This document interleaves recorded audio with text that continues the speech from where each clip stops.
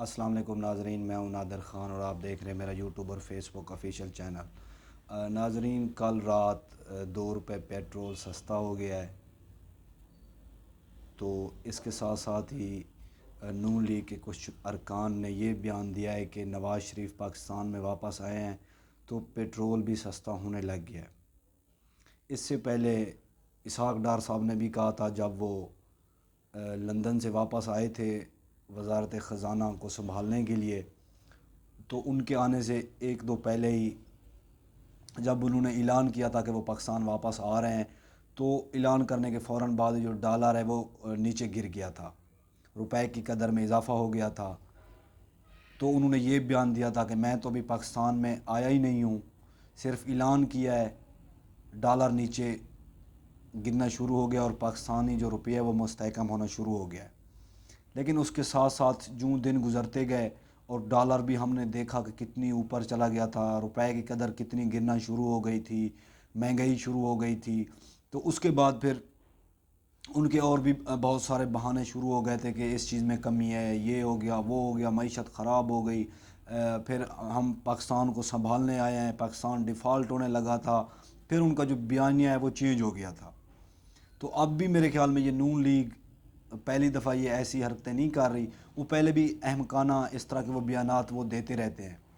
تھوڑی سی وہ اوپر نیچے ڈالر پیٹرول یا اس طرح کا کچھ ہو تو وہ ڈائریکٹ ہی اپنی جو ان کی قیادت ہے ان کو کہتے ہیں کہ یہ قیادت کی بڑا کردار تھا اس میں، وہ آئے ہیں یا وہ رہے ہیں، تو اس طرح کے وہ بیانات دیتے ہیں۔ تو اب یہ بھی ایک نیا بیانیہ انہوں نے دیا ہے کہ پیٹرول اب سستا ہوا ہے تو نواز شریف پاکستان میں آئے ہیں۔ اب میرے خیال میں یہ بھی ان کے گلے پڑنے لگا ہے، کیونکہ پیٹرول تو بس سستا 2 روپے ہی ہوا ہے۔ جب پیٹرول مہنگا ہوتا ہے 30 روپے بھی بڑھا دیا جاتا ہے، 25 روپے بھی بڑھا دیا جاتا ہے، تو پھر وہ یہی کہیں گے کہ اب ہمارا تو کوئی لینا دینا نہیں ہے، نگران حکومت ہے، وہ جیسا بھی کرے۔ لیکن اس میں یہ کہوں گا کہ اب بیان دیتے ہوئے بھی تھوڑا سوچنا چاہیے، نون لیگی جو ارکان ہیں ان کو، سیاست میں ہوتا تو جھوٹ ہی ہے، کافی سارے ایسے بیان ہوتے ہیں جو جھوٹ کے اوپر مبنی ہوتے ہیں، لیکن کچھ ایسے جھوٹ جو بالکل بھی بے نقاب ہو جاتے ہیں وہ نہیں بولنے چاہیے سیاستدانوں کو۔ جیسا کہ اسحاق ڈار نے چلو اپنا ایک بیانیہ تو بنایا تھا کہ میں پاکستان واپس آ رہا ہوں، میں نے اعلان کیا ہے، تو ڈالر نیچے گر گیا۔ اب وہ تو ایک بنتا تھا، انہوں نے اپنی ایک پبلسٹی کرنی تھی، لیکن اس بیانیے کا کیا مقصد بنتا ہے مجھے اس کی سمجھ نہیں آ رہی۔ نون لیگ یہ کہتی ہے کہ ہمارا نگران حکومت سے کوئی لینا دینا نہیں ہے، وہ آزادانہ طور پہ اپنی حکومت کو چلا رہے ہیں، وہ الیکشن بھی کروائیں گے، لیکن جب پیٹرول سستا وہ بھی 2 روپے ہوا ہے تو نون لیگی ارکان کے بیان یہ آ گئے کہ نواز شریف پاکستان میں آ گئے، تو اس چیز کا نواز شریف کے پاکستان آنے کا یا پیٹرول سستا ہونے کا کوئی لینا دینا ہی نہیں ہے،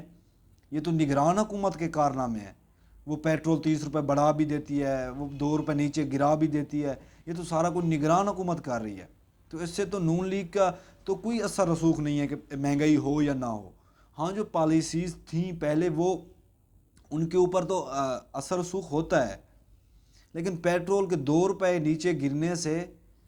تو نواز شریف کا تو کوئی لینا دینا نہیں ہے۔ میرے خیال میں یہ بھی بیان جو ہے، پہلے جس طرح کے بیانات نون لیگ کے گلے پڑ جاتے تھے،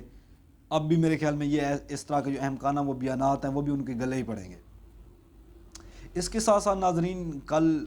ورلڈ کپ کا پہلا سیمی فائنل ہوا ہے، انڈیا فائنل میں پہنچ گیا ہے، انڈیا نے بڑی اچھی پرفارمنس دی ہے، اس میں سب سے بڑی اچھی پرفارمنس جو تھی وہ وراٹ کوہلی نے دی ہے، اس نے اپنی 50 سنچریاں مکمل کر لی ہیں،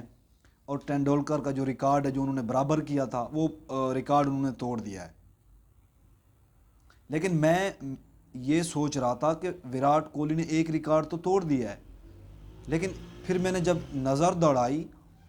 کہ سچن ٹینڈولکر کے تو اور بہت سارے ریکارڈ ہیں، اس میں ٹیسٹ رنز ہیں، اس میں ایوریج ہے، اس میں ٹوٹل ان کے جتنی انٹرنیشنل سکور ہیں، اور ان کی 100 سینچریاں ہیں، تو ابھی تو وراٹ کوہلی ان کے نزدیک بھی نہیں ہے۔ وہ پلیئر ہیں، یہ چیز ماننے کی ہے، لیکن وہ سچن ٹینڈولکر جتنی پلیئر نہیں ہیں۔ ایک ریکارڈ تو انہوں نے توڑ لیا ہے، لیکن ابھی بہت سارے ایسے ریکارڈ ہیں جو انہوں نے اچیو کرنے ہیں، لیکن وہ کافی دور ہیں، ہو جائیں گے ایسی بات نہیں ہے، کیونکہ ایک مشہور بات ہے کہ ریکارڈ جتنی بھی ہو لیکن وہ ایک نہ ایک دن ٹوٹ ہی جاتا ہے. تو جیسا کہ ایک ریکارڈ ٹوٹ گیا ہے تو میں یہی سوچ رہا تھا کہ وراٹ کوہلی سچن ٹینڈولکر سے بڑے پلیئر ہیں، لیکن پھر جب میں نے اور ریکارڈ کے اوپر نظر دوڑائی تو وہ کافی دور تھے سچن ٹینڈولکر. لیکن انڈیا نے بڑی اچھی پرفارمنس دی ہے. سیمی فائنل میچ تھا، نیوزی لینڈ نے بھی محنت تو کی ہے لیکن انہیں وکٹیں گرا دی ہیں جس کی وجہ سے وہ میچ ہار گئے ہیں. لیکن اس کے ساتھ ساتھ ایک یہ بات بھی ذرائع کے مطابق بتائی جا رہی ہے کہ انڈیا کے جو بورڈ تھا اس نے آئی سی سی سے پوچھے بغیر پچ کو چینج کر دیا ہے. آئی سی سی کا اس چیز کے اوپر نوٹس لینا چاہیے اور اس بات کی جو وہ انکوائری کرنی چاہیے کیا واقعی ایسا ہوا ہے. اگر ایسا ہوا ہے تو کیا انڈیا کے جو چیئرمین ہیں کرکٹ ٹیم کے، کیا ان کو یہ حق حاصل تھا کہ ایک آئی سی سی ایونٹ میں وہ اس طرح کی حرکات کریں؟ اگر نہیں بھی تھا تو وہ اس چیز کی انکوائری کریں اور بتائیں عوام کو، پوری دنیا کو پتہ چلے کہ یہ بات ٹھیک ہے یا غلط ہے. کیونکہ اس طرح کے جو سوالات ہوتے ہیں اس کے اوپر انکوائری کرنا لازمی ہوتی ہے تاکہ پوری دنیا کو پتہ چل سکے کہ یہ حرکت ہوئی ہے یا نہیں ہوئی. اس کے علاوہ اگر سپورٹ کی بات کی جائے تو ہمارے جو کیپٹن تھے پاکستان کرکٹ ٹیم کے، بابر اعظم، انہوں نے کل ایک رپورٹ پیش کی ہے. وہ ہیڈ کوارٹر میں گئے ہیں تو اس کے واپسی جب ان کی ہوئی ہے تو انہوں نے فوراً ایک ٹویٹ کے ذریعے سے تینوں فارمیٹ میں استعفیٰ جمع کرا دیا ہے. لیکن اس کے ساتھ ساتھ بھی جو نئے کیپٹن بنے ہیں اس کے اوپر سوالات ہیں. کیونکہ اگر آپ دیکھیں شان مسعود کو ٹیسٹ ٹیم کا کیپٹن بنا دیا ہے تو یہ تو میرے خیال میں اور جو کھلاڑی ان کے ساتھ زیادتی ہے. ٹھیک ہے وہ پلیئر ہیں، اس میں کوئی شک نہیں ہے کہ وہ اچھی ایوریج رکھتے ہیں، لیکن ایسا نہیں ہے کہ وہ اتنی ٹیسٹ میں تو ان کی ابھی تو جگہ ہی نہیں تھی میرے خیال میں، تو وہ 12ویں کھلاڑی یا اس سے بھی پیچھے تھے. لیکن ان کو اچانک سے یہ کپتانی بنانا، یہ ایک پی سی بی کے اوپر ایک سوال ہے. شان مسعود کی جو پرفارمنس ہے یا ان کی جو کارکردگی ہے یا اس طرح کی ان کو قیادت سونپ دی گئی ہے، اس کے اوپر ایک بڑا سوال ہے کہ اس طرح کے فیصلے جو پی سی بی ہے وہ کس طرح کرتا ہے، کس بنیاد پہ اسے ٹیسٹ کا کیپٹن بنا دیا گیا ہے. حالانکہ اس کے پاس اور بھی بہت سارے آپشن تھے. شاہین افریدی کا کچھ حد تک ٹھیک ہے کیونکہ انہوں نے پی ایس ایل میں کپتانی کی ہوئی ہے اور انہوں نے ثابت بھی کیا ہے کہ وہ ایک چیمپئن بولر بھی ہیں، پلیئر بھی ہیں اور کپتان بھی ہیں. تو ان کو کافی حد تک میرے خیال میں ایک میرٹ کے اوپر فیصلہ ہوا ہے. لیکن شان مسعود کا جو فیصلہ ہے وہ بڑا سوال ہے. اس کے ساتھ ساتھ اور بھی بہت سارے معاملات ہیں. جو کمیٹی بٹھائی گئی ہے،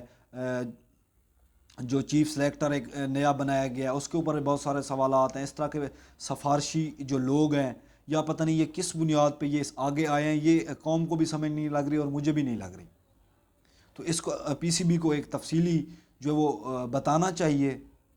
کہ کس بنیاد پہ یہ ساری چیزیں جو وہ تعینات کی گئی ہیں، ان کو عہدے ملے ہیں. یہ پی سی بی کو واضح کرنا چاہیے تاکہ عوام کو پتہ چل سکے کہ پاکستان کرکٹ بورڈ میں کیا ہو رہا ہے اور کس طرح کی تعیناتیاں جو وہ ہو رہی ہے. آج کے لیے ناظرین اتنے، مجھے اجازت دیجیے. اللہ حافظ.